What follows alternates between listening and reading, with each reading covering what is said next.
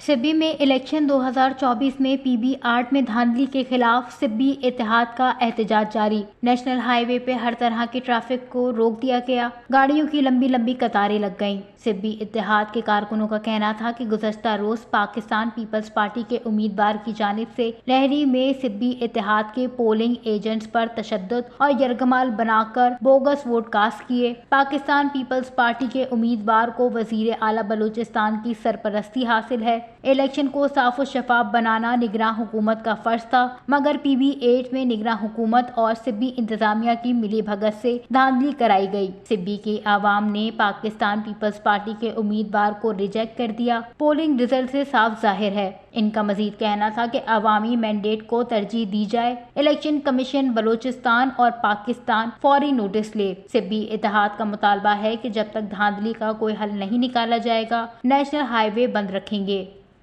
वश न्यूज़, सिब्बी, बलूचिस्तान।